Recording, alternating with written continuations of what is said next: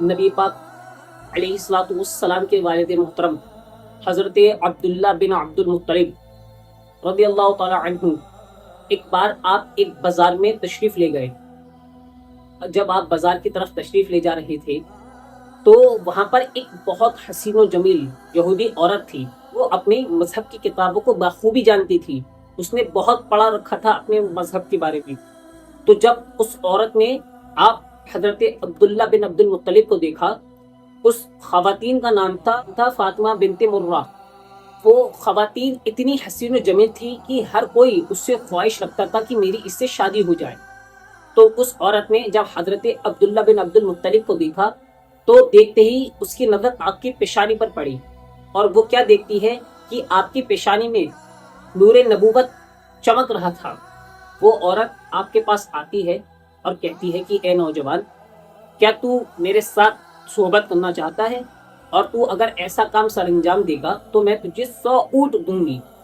جب حضرت عبداللہ نے یہ بات سنی، سنتے ہی حضرت عبداللہ جو علم و حیا کے پیکر تھے وہ کہنے لگے کہ اے عورت، میں حرام کاموں سے اللہ کی پناہ مانگتا ہوں اور حلال کام کے لیے تو نہیں، یعنی کہ تو میرے لیے حلال نہیں اور میں حرام کام نہیں کر سکتا۔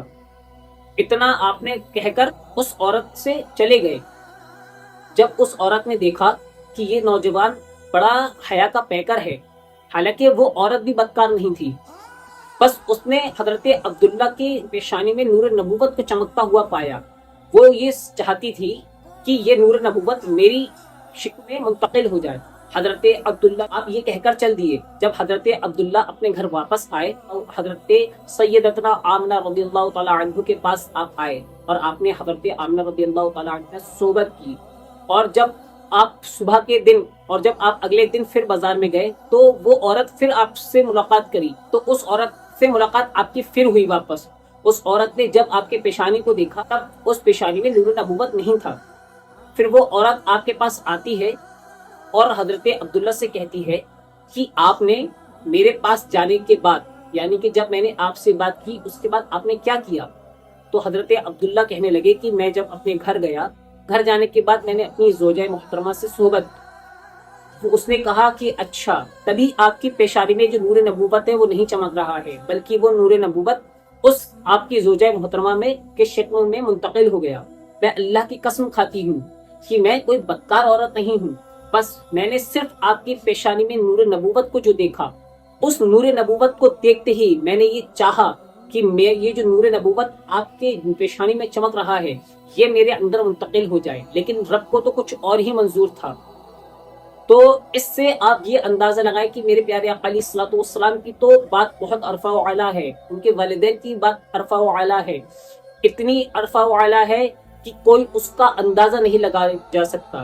اور اس واقعے سے یہ بھی معلوم ہو چلتا ہے کہ حضرت عبداللہ کی حیا کو آپ دیکھیں کہ جب اس عورت نے یہ بات کی تو آپ پر غشیت طاری ہوئی۔ اپنے حضرت عبداللہ کی حیا کا اندازہ لگائیں کہ جب اس عورت نے دعوت دی آپ کو گناہ کے لیے تو آپ نے اس کو منع فرما دیا، اور ایک حسین و جمیل عورت سے منع فرما دیا۔ تو لوگوں نے اس سے پوچھا کہ کیا واقعی حضرت عبداللہ نے تجھے منع فرما دیا؟ بلکہ تجھ سے تو ہر کوئی خواہش رکھتا ہے شادی کرنے کی، لیکن تجھے حضرت عبداللہ نے منع فرما دیا؟ تو بولی ہاں، مجھے حضرت عبداللہ نے منع فرما دیا۔